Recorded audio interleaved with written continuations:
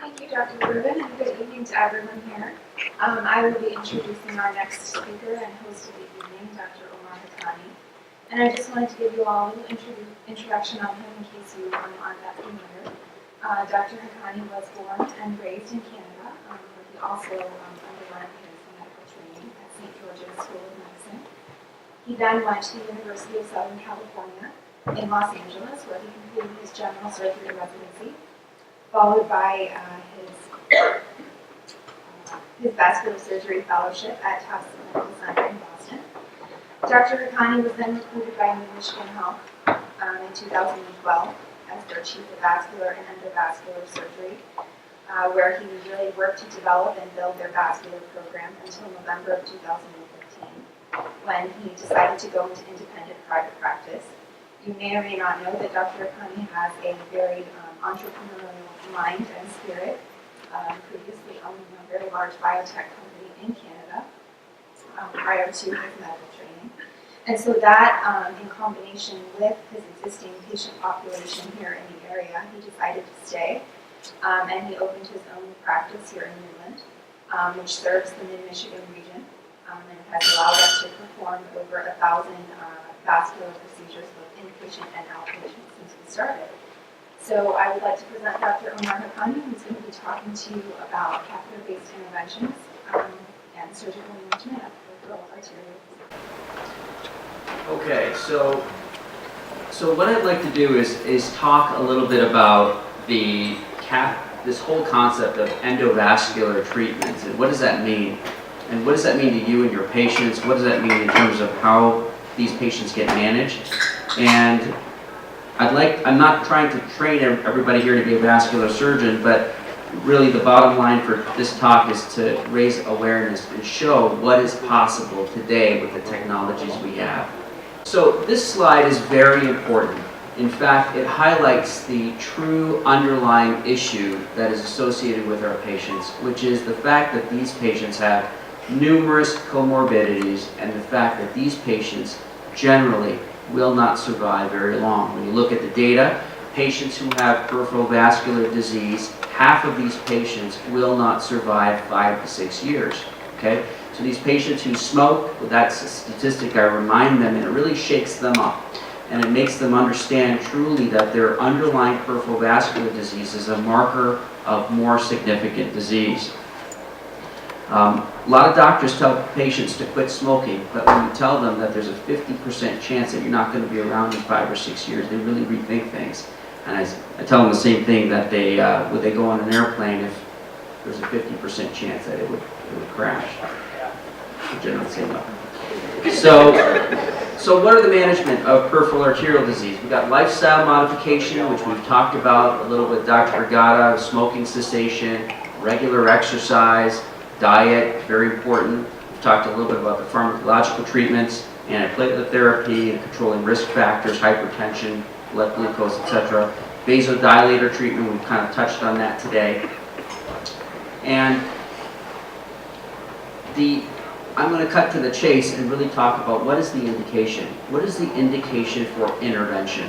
And the first is a patient who has claudication, which is pain in their lower extremities at a fixed distance that is affecting their lifestyle. These patients may not be able to go walk to the grocery store or go to their mailbox or back. They can't move around. They can't do anything. These are patients that we intervene on. Patients who have breast pain. These are patients that are laying in bed or sitting around. They have chronic pain in their lower extremities due to ischemia. We treat those patients surgically. And then we have non-healing wounds. These are patients that have developed wounds because of poor arterial circulation. So how do we fix these patients? Well, there's two paradigms. There's the endovascular paradigm, and there's the surgical paradigm, the old school surgery, the bypasses, etc. And this newer technology, this endovascular treatment, we're going to talk about how are they similar and how are they different. So endovascular, what is it? So the first concept is angioplasty. We'll talk about that in a sec. Next is stent placement. Next is atherectomy and intravascular ultrasonography. So let's talk about the first one, revascularization with angioplasty. Now there's two types of balloons. These are balloons that we can put in an artery and essentially inflate them, and they squish the plaque open, pushing everything off to the side so that we can actually have flow. There's two types of balloons. There's plain balloons, which are the regular balloons we've used for years. These modify the obstruction through a disruptive process. The second are drug-coated balloons. These are balloons that are coated with a drug, usually paclitaxel or some type of taxol drug. And what this does is it prevents or it limits the ability for kind of what Dr. Rubin was talking about was neointimal hyperplasia or scar formation within the artery. So when we look at an illustration in terms of how does this work? Well, you see here you have an artery with a plaque burden within the artery, and we use a guide wire. We use wires to pass through the lesion, and then serially dilate the lesion with an appropriately sized balloon. You can see this in this animation. I can't see so far, I gotta tell you. You gotta tell me when it's done, but it's basically insufflating, and that's basically balloon angioplasty. It's been done for a long time. That's kind of where we started with this whole endovascular world. The next is this drug-coated balloon. So it's the same concept. It's a balloon that we pass through the lesion, and we insufflate the balloon for the appropriate size. And as you can see, it's coated with drug, depending on the balloon, and this drug permeates through the lesion into the subcutaneous, into the endothelium and into the smooth muscle layer to cause some apoptosis and prevent neointimal hyperplasia. And that's one of the failures of endovascular therapies in the past, is that yes, we treat them, but they can develop these new onset scar formation and reaccumulation of plaque. So then let's talk about the next step, which is stenting. Okay, stenting. And there's two types of stents. Now, stents are basically metal scaffolds, or nitinol actually, scaffolds that keep the artery open. And there's two types of them. There's the bare metal stents, and these were the stents that have been used for a very long time.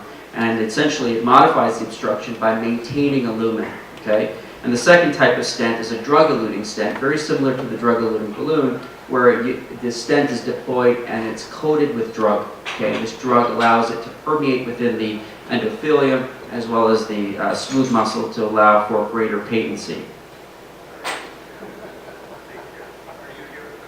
So here's a illustration.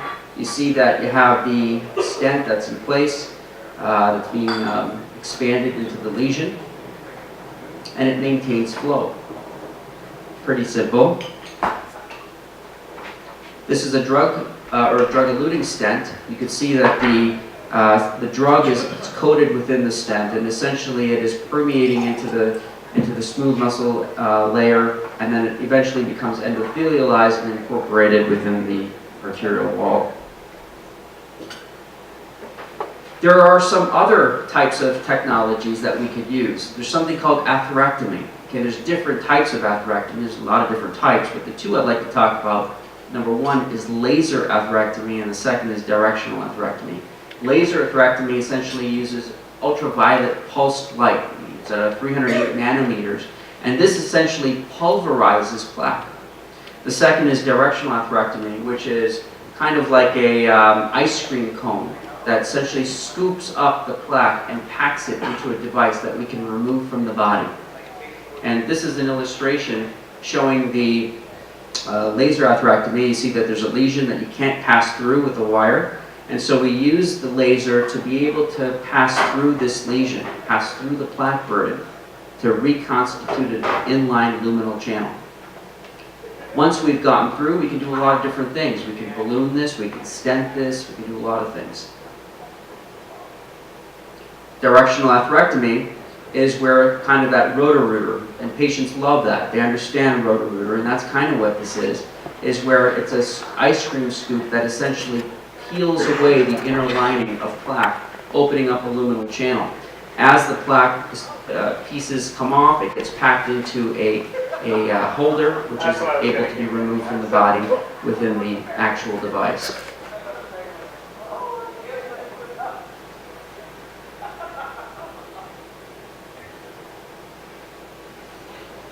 There is another mode that we use in endovascular treatments, which is called Iose, or intravascular ultrasonography.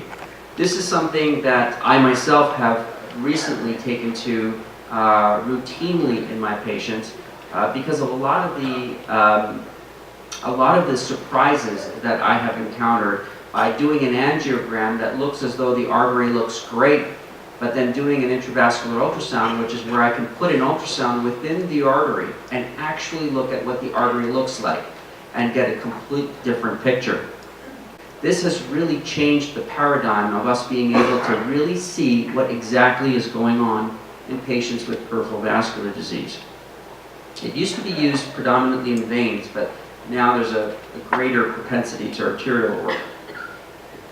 This is what you can do with endovascular treatments. You see here an artery, a superficial femoral artery, it is completely occluded, that big pipe that's going down on the left side, and you could see it now open on the right and reconstituted. This probably took all of an hour to do, and the patient goes home after a couple hours. Here's another case, very similar example. You have a long segment occlusion in the superficial femoral artery, lots and lots of collaterals, and we're able to open this very safely, very easily. Here's another picture. On the left side, you see that this patient actually has a wound, and there's minimal collateralization of flow into the foot. And you see the numerous blockages in the pain next to it. But look at afterwards. If you open up the tibial vessels, you have much greater perfusion to the foot to help in healing. Well, what does this all mean? Well, let's look at endovascular treatments and how good are they truly for our patients. And so this illustration is we're going to look at the above knee segment. So this is from the groin to the knee, and any intervention that we do between that segment. So let's look at the first one. This is a graph, and it's very hard to compare trials. There are literally hundreds of trials that evaluate balloons and stents and drug-coated balloons and drug-coated balloons versus stents and every different avenue. And so what I've tried to do is get a analysis to just kind of summarize a basic understanding of what is patency. Patency means how many of these are going to stay open in 1 year. So you had a blockage in an artery, you fixed it. What's the probability that it's going to stay open? So let's look at the first one, which is 33%. This is plain old balloon angioplasty, so PUBA. So if you had a lesion in that above the knee and you did just a plain old balloon angioplasty, there's a 33% chance in a year that it's still going to stay open. Well, what about the next one? Drug-coated balloon. This is a rather new phenomenon, new technology that's come in, and this was the IMPACT trial with 331 patients. 82% of those patients will still have that lesion open in 1 year. Not bad, but it's an expensive balloon. It's pretty darn expensive, but still, it's pretty good data. Let's look at the next one. That BMS stands for bare metal stent. So kind of like that stent I showed you that we've been using for years. 77% of the time, this will keep the lesion open. The next one is a drug-eluting stent. Well, that does a lot better than a bare metal stent. So it's 83% of the time, that'll still be staying patent and open. The next two are atherectomy. The directional atherectomy is kind of that ice cream scooper concept. And there was a definitive trial with 253 patients. The 1 year patency rate is 75%. And then the EXCITE trial, which is for laser atherectomy, we saw that there's another 73% patency in 1 year. So this kind of gives you an idea that this technology is not that bad. For 1 year, pretty quick, pretty simple, low risk for the patients. Well, what about below the knee? Below the knee is a little bit different because not a lot of people, not too many people out there stent below the knee. So there's not a lot of data out there. And so the data is predominantly for balloons. So we have plain old balloon angioplasty below the knee. 57% of the time it's still going to stay open after a year. Drug-coated balloon does better. 75% of the patency rate in 1 year. Okay? Let's switch gears for a minute and talk about surgery. So surgery, basically, from a vascular surgeon standpoint, we can revascularize pretty much any part of the body. We can create a tube that goes from an area where there's good blood flow and bring it to an area where there's bad blood flow. And every combination. And this kind of picture here illustrates some kind of combinations here. We have an aortobiafemoral bypass, femoral popliteal bypass, fem bypass. I mean, you could pretty much do any type of configuration as you want. Well, let's look at what the statistics are on those. The same concept as we did for endovascular. Let's look at above the knee. So above the knee, we're looking at 12-month and 48-month patency of a graft. Okay, so we can use different types of tubes to create this channel. We can use your own vein, which is the best. We can use a piece of plastic, which is not so great, or we can use cadaveric vein. And let's look at what the data suggests.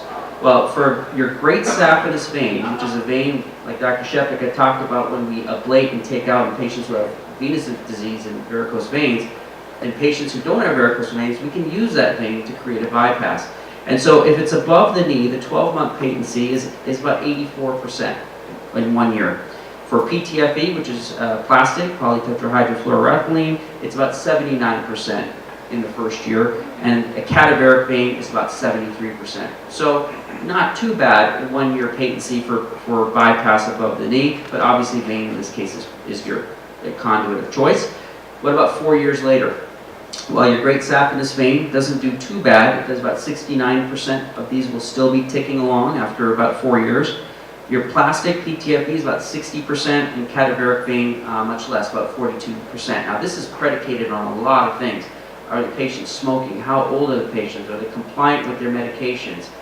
What's their frailty? There's a lot of things. What's their outflow? What's the arteries below? But just generally, it gives you a basic understanding. So when we do surgeries to create bypasses, we want to use vein.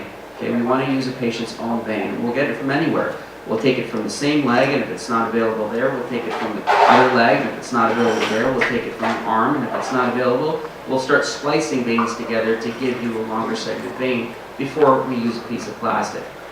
Now, also it's dependent on age and things like that, but generally. But what about below the knee? Let's take a look at that. So same 12-month, 48-month patency. So when you look at vein, going from above the knee to below the knee, 80% of them will still stay open after below knee bypass. PTFE about 76%, and cadaveric vein much less, about 56%. 4 years later, not so good, not so good. So great saphenous vein, 60% below knee patency rates, PTFE about 40%, and cadaveric about 17%. Now there's a lot of, this is primary patency rates. This means if you did this and you never saw the patient again and they just showed up 4 years later and you looked at them. In most robust vascular surgical practices, we monitor these patients. We evaluate these patients with surveillance ultrasonography so that we know that if these grafts are failing, we can intervene earlier. Dr. Patency in Harvard in Boston did quite a bit of studies on vein primary patency rates and secondary patency rates, and said, a 10-year patency for a vein graft can be in excess of 90% if it's really routinely monitored. And how do you fix them? Well, we go back to the endovascular world. That's the better way to kind of fix these if they start to fail on us. So let's look at some open kind of patients. This is a 37-year-old male, diabetic, end-stage renal disease. He has a wound. You can see that he has his distal tibial vessels are occluded, and he has a tibio-perineal trunk, and he has a very minimal runoff. We did a bypass. This is for wet gangrene. This part was for the top part where we sew it into the artery where it's good, the femoral artery, and this is where we sewed it in down by the foot to get blood flow down there. And you can see the angiogram thereafter. There's much greater perfusion to the foot and greater revascularization to help heal his wound. There was a study that was performed called the Basal Strut study, and this was essentially bypass versus angioplasty in severe ischemia. And this is kind of the earlier trials that started to compare surgery versus endovascular. And really the bottom line is that kind of concluded from this was that if a patient is going to live less than 2 years, endovascular treatments is your way to go. If they're going to live longer, then surgery is your better choice.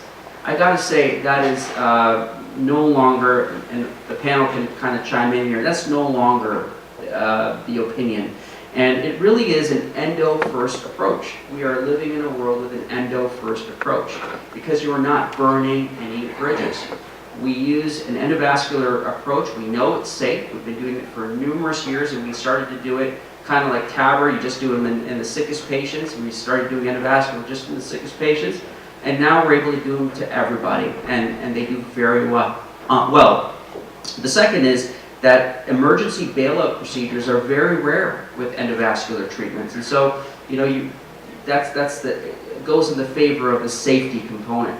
It is on that basis that the endovascular first approach is, in my opinion, my own mainstay of practice. And I look at my own data and my own statistics. A year ago, I was doing about 40 to 50 bypasses a year. This year, barely do 5, because we're able to do things so much better with endovascular treatments. The technology has changed, and these patients, you have to remember from my first slide, half of these patients don't live very long. So we are generally temporizing them to get beyond their issues so that they can have a better functional life. Thank you very much.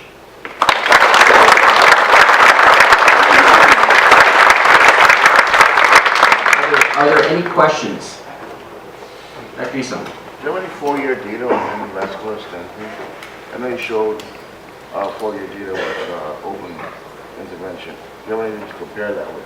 Yeah, well, there is, and when you look at the data, I didn't show it here, but the data for endovascular stenting for SFA lesions, again, for regular SFA versus a drug-eluting stent, are poor. In fact, they're poorer than an open bypass. But the technology is such that if somebody does have a stent that is occluding or shutting off, you could use re-interventions with laser, atherectomy, etc. to reconstitute and reopen them up again. So that's your secondary assisted patency rates are better than just an open bypass. And so I really believe that the endovascular treatments in this paradigm is changing the way that we fix these patients. And for some reason, we're diagnosing more of them. And when you look 20 years ago, the amputation rate 20 years ago, actually the amputation rate today is higher than it was 20 years ago. A lot of it is patients are living longer. A lot of we're keeping these patients alive longer. We're intervening longer, and so this is a part of it's a big healthcare expense on to our system. But understand that these patients are sick. They're very sick, and we're just buying them time.